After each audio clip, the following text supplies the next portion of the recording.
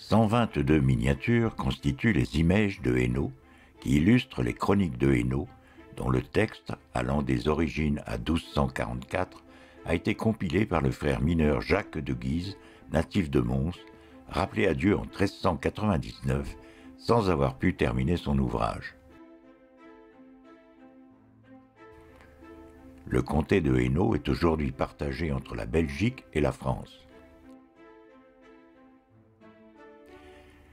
La commande de 3 somptueux manuscrits, richement enluminés, effectuée en 1446, est de Philippe le Bon, duc de Bourgogne, héritier du comté de Hainaut.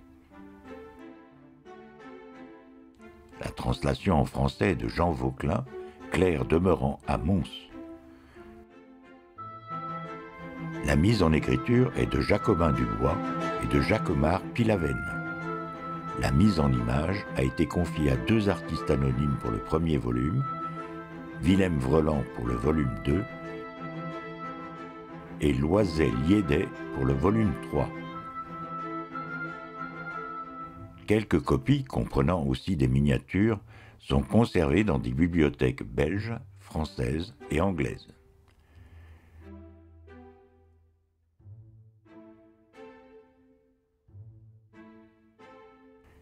La première image est le frontispice dont il est communément admis qu'il serait de Rogier van der Weyden. Le duc de Bourgogne, accompagné de son fils et entouré par ses conseillers, accueille le traducteur Jean Vauquelin qui lui présente respectueusement les chroniques de Hainaut.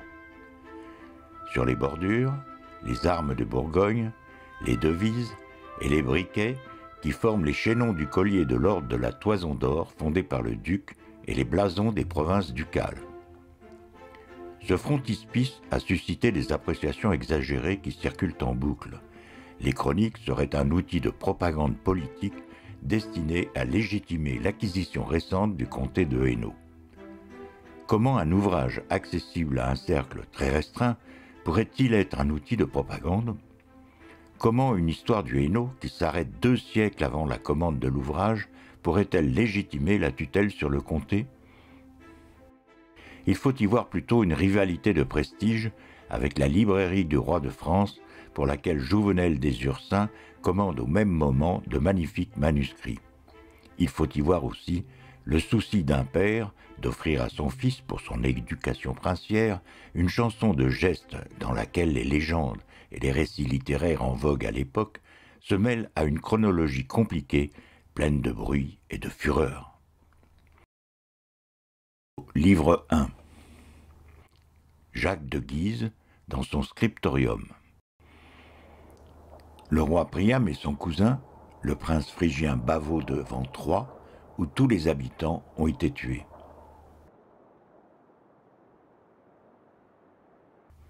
Bavo quitte Troie et s'embarque pour traverser la Méditerranée, pleine de dangers, pour atteindre l'Ibérie, Albion et le nord de la Gaule, où il fonde la cité de Belge, aujourd'hui Bavay.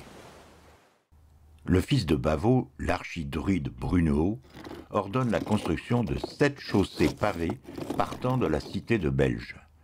Chaque chaussée est désignée par une couleur correspondant à chaque planète. Velu à la manière d'un ours, le légendaire Ursus est élu roi de Belge. Prise de Babylone par Cyrus II. Valacrin, duc de Belge, chassé de la ville à coups de bâton. Les prodiges qui annoncent la seconde guerre punique entre Hannibal et Scipion.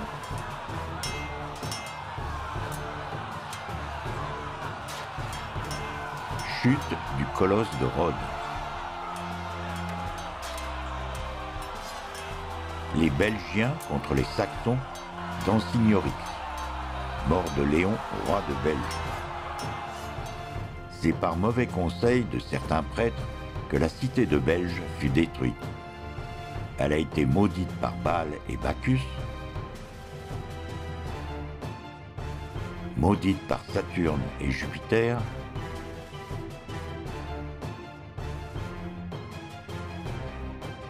maudite par Mars et Apollon,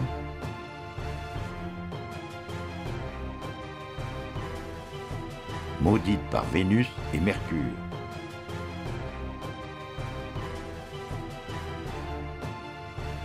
La malédiction de Diane sur la ville de Belge est écoutée par les habitants.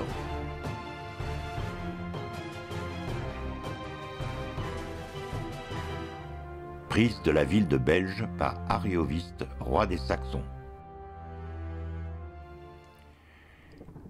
Les Hériciniens, habitants de l'antique forêt hercynienne, quittent leur pays pour envahir la Gaule.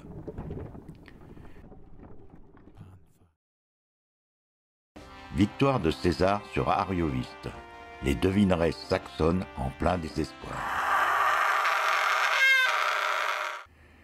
Reddition de la ville de Beauvais à César.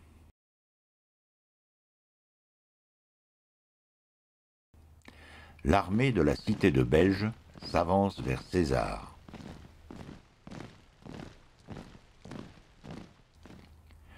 Siège de la ville de Belge par César. Andromadas, couronné roi, son fils aîné sacrifié et décapité.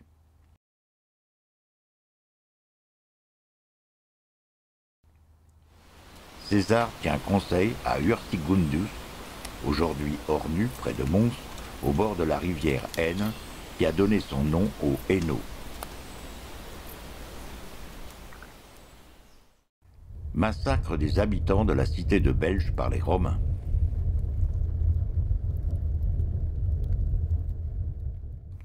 Les Nerviens de l'antique Nerve se font massacrer par les Romains. Le roi nervien Turnus périt dans la mêlée.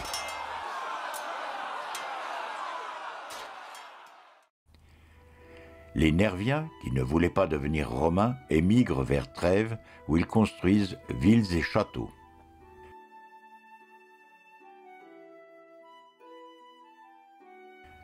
La cité de Nerve est reconstruite par le duc romain Galba.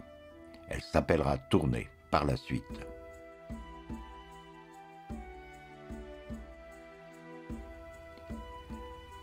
Restauration du temple de Mars à Faux-Mars, aujourd'hui Famars. Le duc romain Claude fait reconstruire les cités de l'ancienne Belgique. Sainte-Anne et Joachim à la Porte Dorée.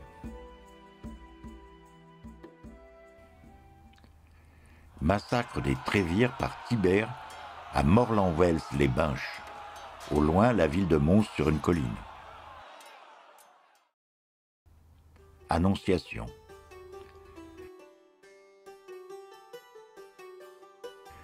Conseil des chrétiens d'Antioche autour de Saint Jacques, évêque de Jérusalem. Construction d'une route et du pont de Faux-Mars.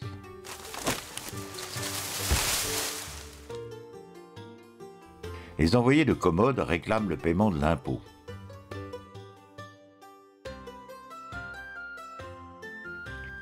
Commode ordonne la décapitation d'otages franchois. Rébellion contre l'empereur. Commode prend conseil avec les sénateurs pour vaincre la rébellion des Franchois.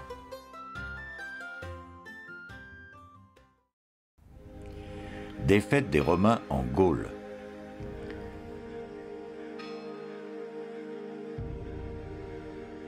Constantin, roi des Bretons, chasse le tyran Maxence des villes de Gaule.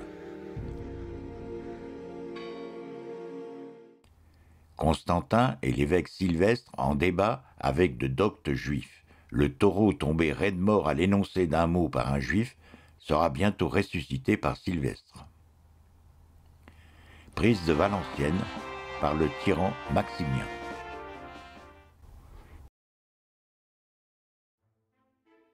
Livre 2. Philippe le Bon et son fils Charles de Charolais écoutant la lecture des chroniques de Hainaut. Octave, roi de Bretagne, et son conseil qui lui demande de désigner un successeur. Selon la légende, martyr de Sainte Ursule et des 11 000 vierges devant Cologne.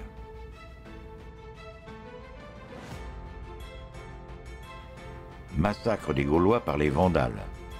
Supplice de Croscus, roi des Vandales, traîné par le cheval de Marius.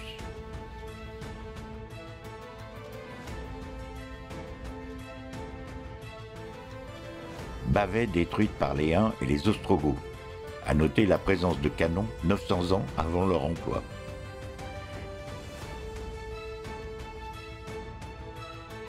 Le roi Arthur et saint Patrick attaquent les Saxons. Mariage du roi Arthur et de Guenièvre.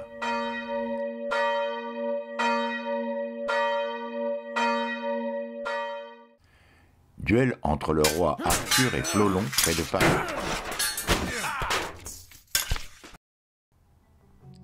Joute donnée à l'occasion du couronnement d'Arthur.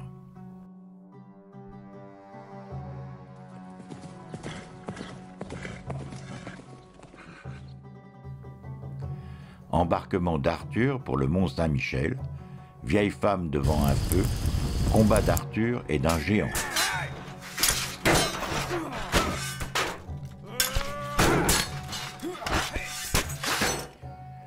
L'empereur Lucius Tiberius et le roi Arthur exhortent leurs troupes avant la bataille. Romains et Bretons s'affrontent.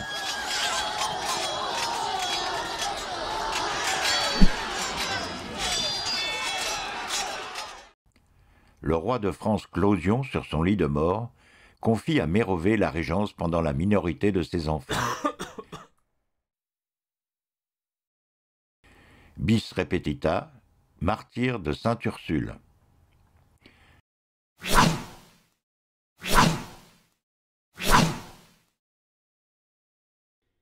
Baptême de Clovis et de ses guerriers.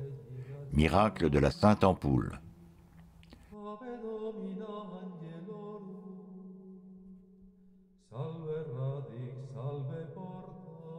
Audevert, épouse du roi Chilpéric, tient sa fille sur les fonts baptismaux en présence de Frédégonde, maîtresse du roi.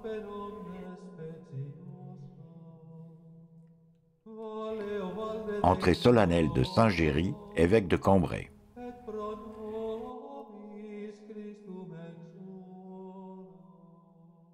Les prophéties de Mahomet inspirées par les diables.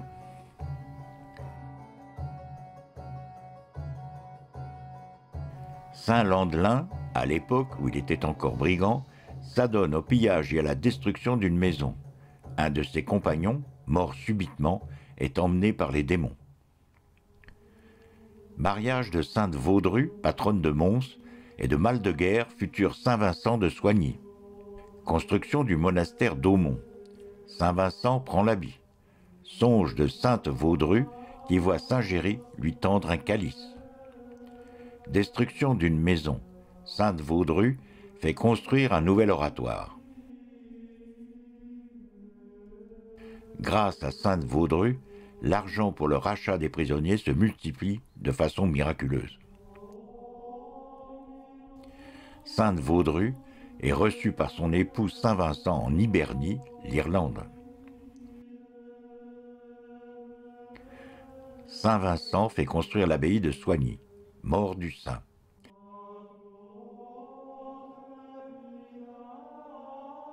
Sainte Aldegonde de Maubeuge, sœur de Sainte Vaudrue, prend le voile. Une colombe l'emmène vers Saint-Amand, évangélisateur de la Gaule belge. Funérailles de Sainte Aldegonde, dont l'âme est recueillie par 2 anges. Une ours et des oursons étendus sur des vêtements sacerdotaux de Saint-Guilain lui indiquent où construire une abbaye.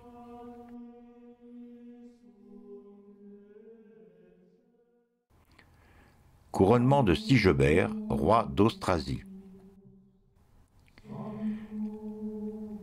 L'abbesse, élue par le chapitre de Sainte Vaudrue, est investie par l'empereur des Romains. Saint Acaire de Noyon exorcise un arbre qu'un démon cherchait à abattre sur des frères.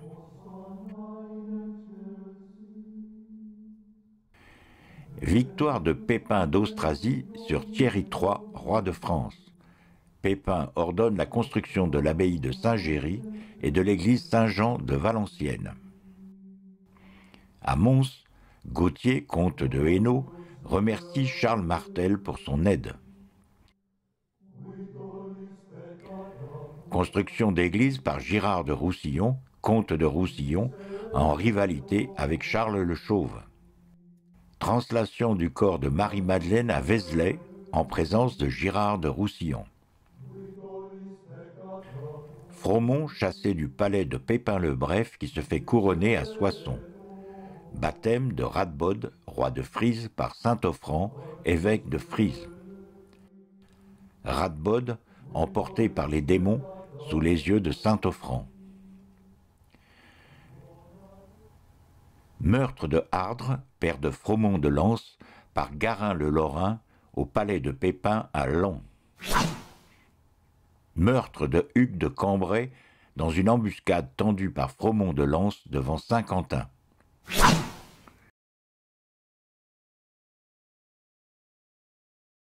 Les habitants de Denain, poursuivis par Aldo de Valenciennes. Albéric de Hainaut, l'orphelin à la cour de Pépin le Bref. Pépin fait réparer le château de Valenciennes et construire une abbaye. Retour de Ganelon auprès de Charlemagne avec les présents des Sarrasins.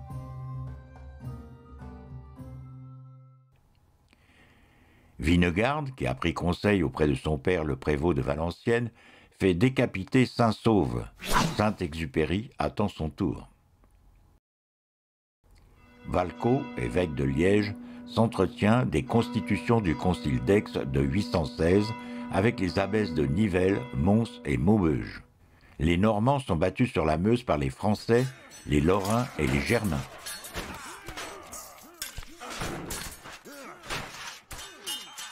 Assaut de Blaton par les Vandales.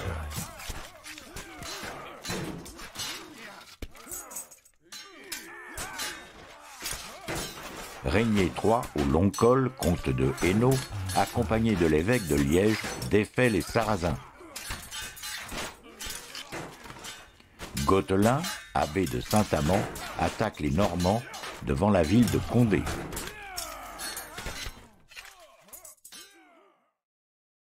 Attaque normande de l'île Walcheren.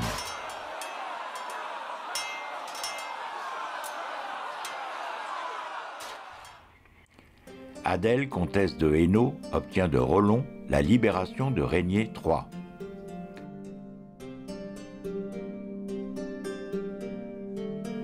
Baptême des Normands à la suite de Rollon et Guerlon.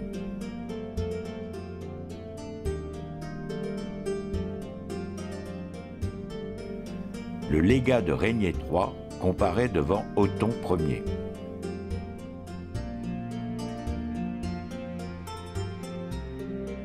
Othon Ier accueille ses deux sœurs, Gerberge et Edwige.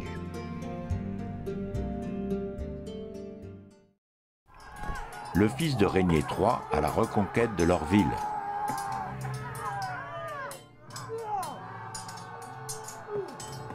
Sortie de Laon de Charles de Lorraine contre Hugues Capet. La légende noire du pape Sylvestre II, plus connu comme le savant Gerbert d'Aurillac, qui aurait prétendument ordonné son dépeçage post-mortem pour avoir pactisé avec le diable.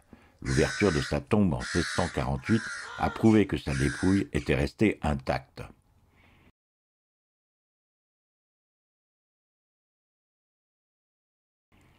Translation des reliques de Saint Véron, patron de Lambec, à Mons.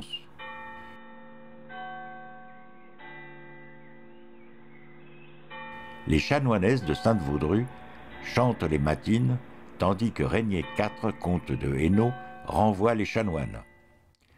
L'abbé Hildebrand et les moines de Saint-Guilain se plaignent de Régnier IV auprès de l'empereur Conrad II, qui va leur rendre leurs privilèges. L'enlèvement de Richilde, comtesse de Hainaut, par Baudouin V de Flandre. Ainsi se termine le volume 2. Livre 3. Philippe le Bon rend visite à Jean Vauquelin, traducteur des chroniques de Hainaut. Robert le Frison, met en déroute l'armée du roi de France Philippe Ier à Cassel. Mariage de Baudouin II avec Hyde de Louvain.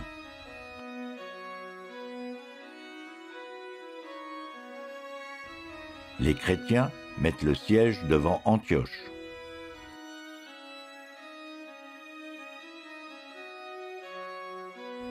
Henri l'Aveugle, comte de Namur, abandonne sa succession à Baudouin le Bâtisseur. Baudouin V le Courageux, se rendant à des fêtes militaires à Trazegnies, tombe dans les embûches dressées par Godefroy, comte de Louvain. Après avoir succédé à son père, Baudouin le Courageux donne une grande fête à Valenciennes.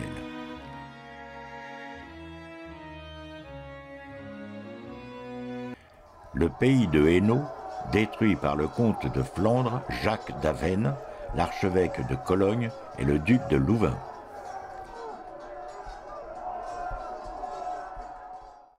Jean Cornu, se présentant au comte de Hainaut qui faisait le siège de Bouvines. Conférence à Arras entre Baudouin et la veuve de Philippe d'Alsace devant l'archevêque de Reims. Baudouin VI faisant hommage du comté de Hainaut à l'évêque de Liège. Quatrième croisade. Les pèlerins prennent d'assaut Constantinople. Les Tartares écoutant les conseils de Gengis Khan.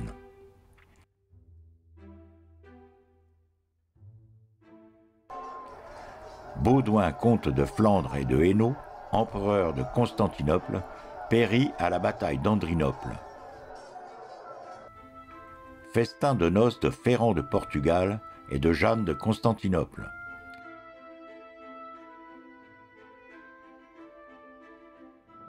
Le comte Ferrand prend par force d'armes la bonne cité de Tournai.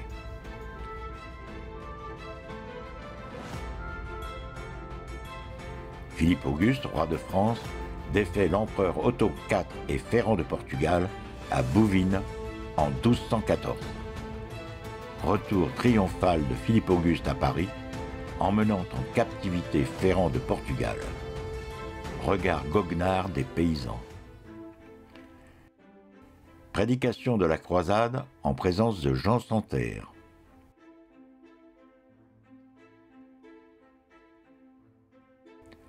Arrivée des frères mineurs à Valenciennes.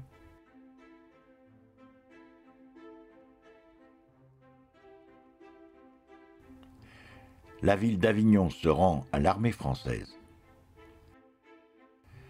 La charte de Thomas de Savoie et de Jeanne de Constantinople ratifiant les donations de Vauthier d'Avesnes à son frère Bouchard. Fin du volume 3.